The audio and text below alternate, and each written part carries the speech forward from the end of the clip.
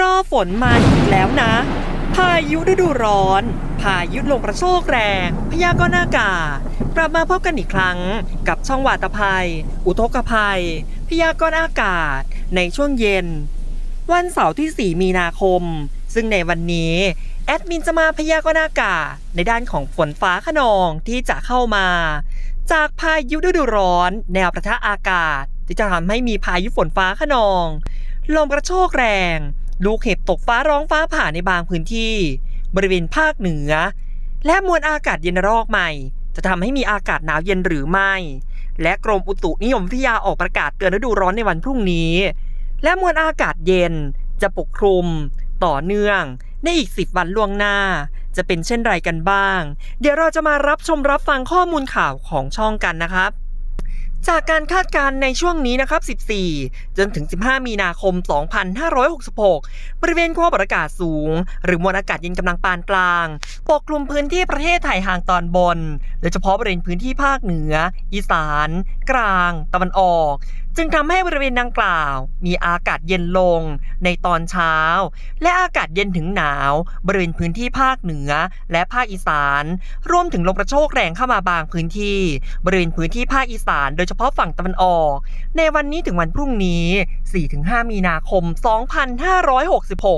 หลังจากนั้นในช่วงวันที่ 6-9 มีนาคมยังคงมีบริเวณความกดอากาศสูงหรือมวลอากาศเย็นที่แผ่ลงมาปกคลุมพื้นที่ประเทศไทยทางตอนบนรวมถึงทะเลจีนใต้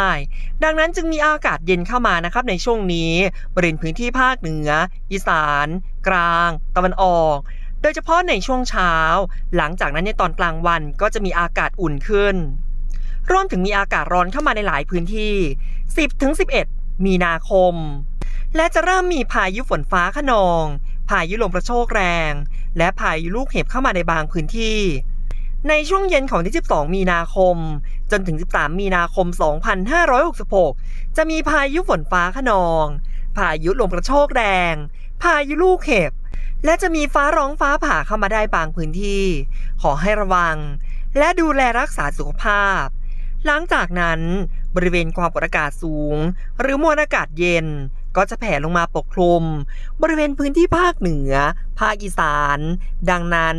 หลังจากที่มีฝนตกฟ้าคะนองเข้ามาภาคเหนือก็จะมีอากาศเย็นลงภาคตะวันออกเฉียงเหนือก็จะมีอากาศเย็นลงนะครับส่วนในรอบนี้นะครับบริเวณพื้นที่ภาคกลางภาคตะวันออกกรุงเทพมหานครปริมณฑลรวมถึงภาคอีสานยังไม่มีฝนตกฟ้าคะนองเข้ามานะครับขอให้ติดตามโมเดลอย่างใกล้ชิดนะครับหากโมเดลเปลี่ยนแปลงอย่างไรแอดมินจะรีบรายงานให้ทราบเป็นระยะอย่างทันท่วงทีและต่อเนื่องนะครับต่อไปแอดมินจะพาไปดูในด้านของการพยากรณ์อากาศประจำวันนี้กันนะครับพยากรณ์อากาศในอีก 24 ชั่วโมงข้างหน้านี้บริเวณพื้นที่ภาคเหนือจะมีอากาศเย็นจนถึงหนาวในตอนเช้าและจะมีอากาศร้อนและมีฟ้าหลัวในตอนกลางวันอุณหภูมิต่ำสุด 15-20 องศาและสูงสุด 30-36 องศาบริเวณยอดดอยจะมีอากาศหนาวถึงหนาวจัดอุณหภูมิต่ำสุด 4-15 องศาจากลมตะวันออกความเร็ว 5-15 กิโลเมตรต่อชั่วโมง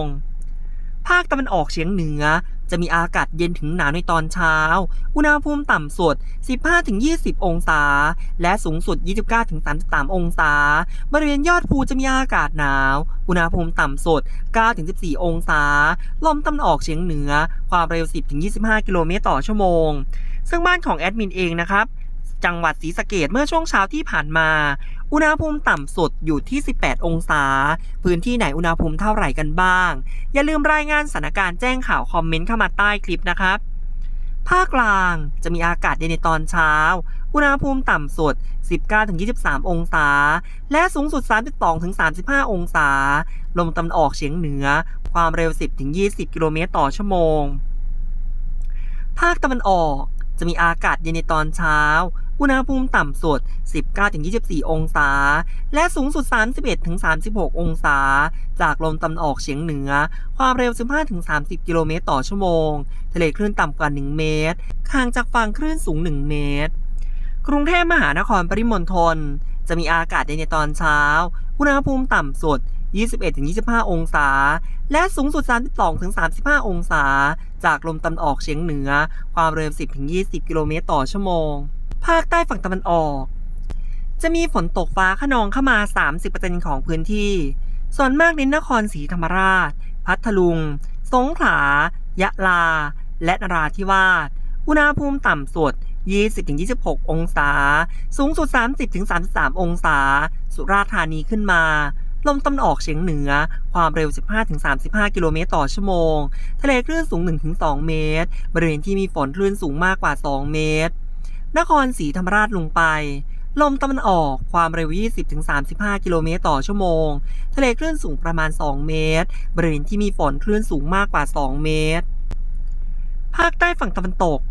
จะมีฝนตกฟ้าคะนองเข้ามา 20%ของพื้นที่ ส่วนมากเน้นพังงา ภูเก็ต กระบี่ ตรัง อุณหภูมิต่ำสุด 22-25 องศา และสูงสุด 33-34 องศา จากลมตะวันออกความเร็ว 15-30 กิโลเมตรต่อชั่วโมง ทะเลคลื่นสูงประมาณ 1 เมตร ห่างจากฝั่งคลื่นสูง 1-2 เมตร ส่วนในด้านของการป้องกัน ในด้านของหมอกควันไฟป่า ข่าวสารจากกรมป้องกันและบรรเทาสาธารณภัย ในวันนี้ 4 มีนาคม 2566 จังหวัดพะเยา ร่วมกับองค์การบริหารส่วนจังหวัดพะเยา สำนักงานป้องกันและบรรเทาสาธารณภัยจังหวัดพะเยา และศูนย์ป้องกันและบรรเทาสาธารณภัยเขต 15 จังหวัดเชียงราย ได้ดำเนินการฉีดพ่นละอองน้ำเพื่อเพิ่มความชุ่มชื้นในอากาศ และบรรเทาปัญหาฝุ่นละอองขนาดเล็กหรือ PM 2.5 ณ บริเวณอนุสาวรีย์พ่อขุนงำเมือง กวานพะเยา ซึ่งการปฏิบัติงานในครั้งนี้ ได้รับการสนับสนุนชุดยานยนต์ดับเพลิง ฉีดพ่นละอองน้ำควบคุมระยะไกล LUF 60 จากศูนย์ป้องกันและบรรเทาสาธารณภัยเขต 15 เชียงรายจำนวน 1 คัน และรถบรรทุกน้ำจากองค์การบริหารส่วนจังหวัดพะเยาจำนวน 2 คัน ทั้งนี้จะเริ่มดำเนินการฉีดพ่นละอองน้ำตั้งแต่วันที่ 14 มีนาคม 2566 เป็นต้นไป ขอบคุณภาพและข้อมูลข่าว จากกรมป้องกันและบรรเทาสาธารณภัย หากมีข้อมูลเพิ่มเติม แอดมินจะรายงานให้ทราบ เป็นระยะอย่างทันท่วงทีและต่อเนื่อง หากเห็นว่าคลิปนี้มีประโยชน์ อย่าลืมกดติดตาม อย่าลืมกดแชร์ข้อมูลข่าวสาร เพื่อให้รับทราบข้อมูลข่าวสารโดยทั่วกันนะครับ ขอบคุณและสวัสดีครับ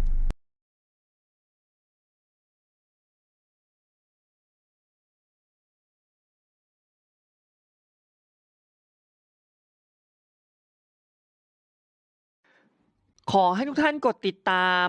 และอย่าลืมกดสั่นกระดิ่งเลือกทั้งหมด กดไลค์ กด Subscribe กดแชร์ให้ด้วยนะครับ เพื่อเป็นกำลังใจในการทำคลิปต่อไป ขอบคุณครับ